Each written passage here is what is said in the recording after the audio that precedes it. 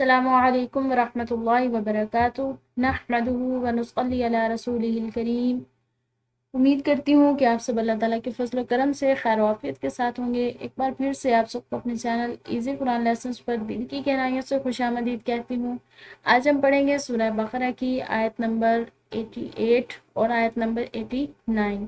ان دو آیات بینات کی ہم تلاوت بھی کریں گے اور ساتھ ساتھ ہم ان کی تجوید بھی سیکھیں گے انشاءاللہ العزیز۔ تو چلیے بڑھتے ہیں اپنے سبق کی طرف، اور سبق کی ابتدا اللہ جل شانہ کے بابرکت نام سے کریں گے۔ اعوذ باللہ من الشیطان الرجیم، بسم اللہ الرحمن الرحیم۔ آیات بینات دیکھ لیجئے۔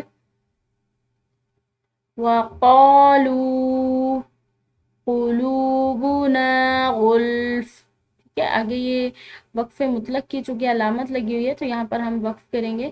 اس کو دوبارہ سے دیکھیے، وَقَالُوا قُلُوبُنَا غُلْفٌ بَل لَّعَنَهُمُ اللَّهُ، بل یہاں پر وہی میم ساکن اور میم مشدد والا قاعدہ یوز ہوگا کہ جیسے کہ ایک میم اور یا ایک یہاں پر لام جو ہے یہ ساکن ہے اور دوسرا لام مشدد ہے، تو ان دونوں کو آپس میں مکس کر دیں گے۔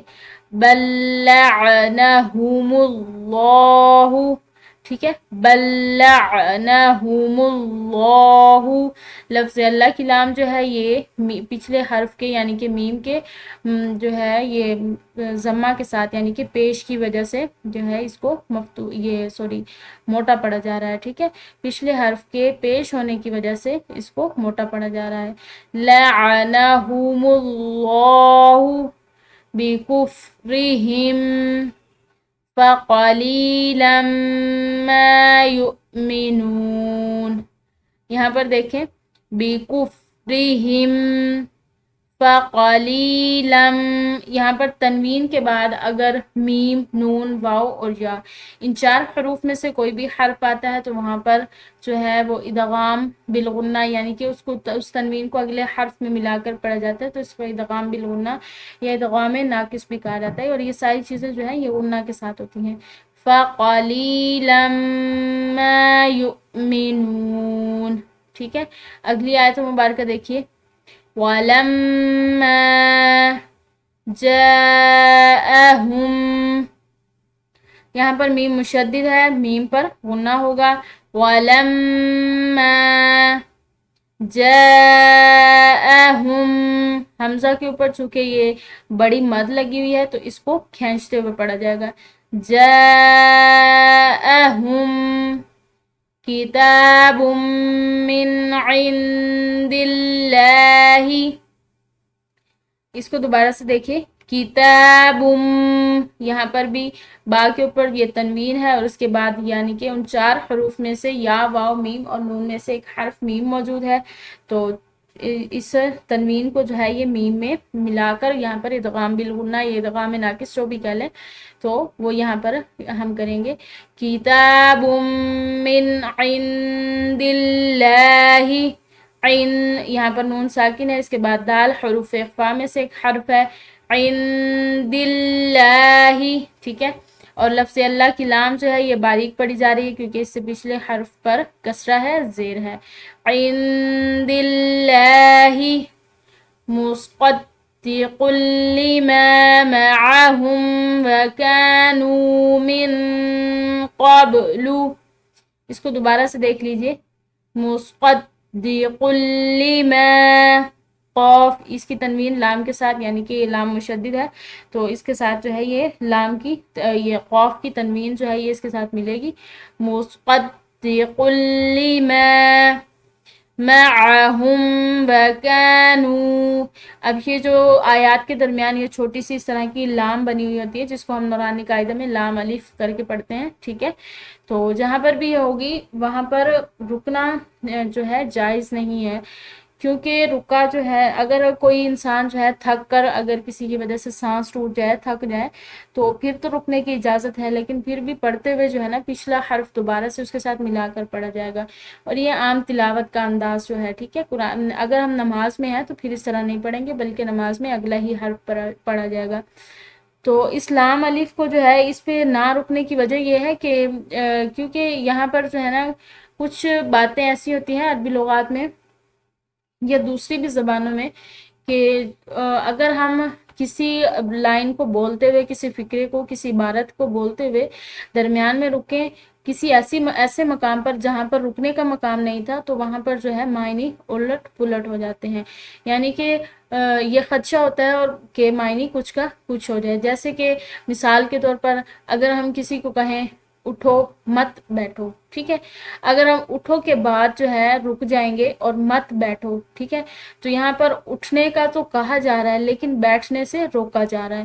لیکن اگر ہم اٹھو مت بیٹھو اس طرح کریں گے، ٹھیک ہے، اٹھو مت بیٹھو، اٹھو مت بیٹھو، ٹھیک ہے، تو مت جو ہے وہ پچھلے یعنی کہ اٹھو کے ساتھ مل رہا ہے، تو یہاں پر اٹھو کی جو ہے وہ نفی ہو رہی ہے، یعنی کہ اٹھنے سے منع کیا جا رہا ہے، اور بیٹھو یعنی کہ بیٹھنے کا کہا جا رہا ہے۔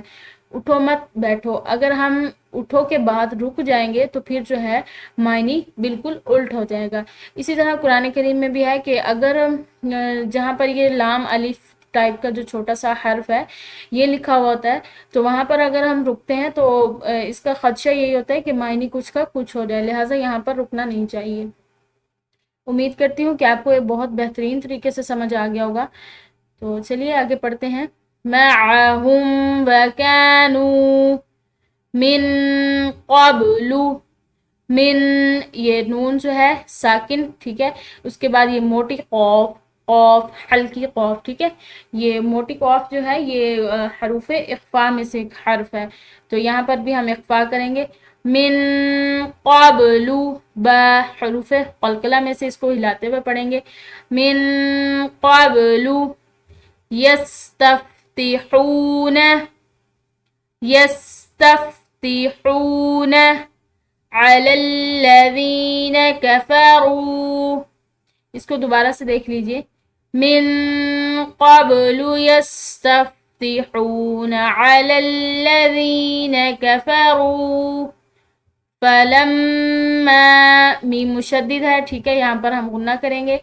فلما جاءہم ما عرفوا، یہاں پر دو میم آپس میں مل رہے ہیں، یعنی کہ ایک میم ساکن ہے اور دوسرا میم مشدد ہے، تو اس کا قاعدہ قانون میں بہت دفعہ آپ کو بتا چکی ہوں، لیکن پھر بھی نیکسٹ بھی میں آپ کو بتاؤں گی تاکہ یہ بہت اچھے طریقے سے آپ کو یاد ہو جائیں، ٹھیک ہے۔ جاءہم، یہاں پر دو میم ہے، یعنی کہ ایک میم ساکن ہے اور دوسرا میم مشدد ہے، تو پھر ان دونوں کو آپس میں مکس کریں گے۔ جہاں پر بھی ایسا ہو کہ ایک حرف جو ہے دو حروف، یعنی کہ جیسے کہ دو میم دو لام، ٹھیک ہے، اسی طرح کے ایک ہی قسم کے جو دو حروف ہیں وہ آپس میں مل رہے ہوں، ان میں سے ایک ساکن ہو دوسرا مشدد ہو، تو ان کو آپس میں مکس کریں گے۔ جاءہم ما عرفوا کفروا بہ، اگر ہم وقف کے ساتھ اس کو پڑھیں تو کفروا بہ، اور اگر بغیر وقف کے پڑھیں تو کفروا بہ۔ آگے دیکھیے، فلعنۃ اللہ علی الکافرین، عین حروف حلقی میں سے کا حرف ہے، ٹھیک ہے۔ فلعنۃ اللہ، تا کے بعد یہ لام جو ہے یہ تا کے یہ ضمہ کی وجہ سے موٹی پڑی جا رہی ہے، لفظ اللہ کی لام۔ فلعنۃ اللہ علی الکافرین۔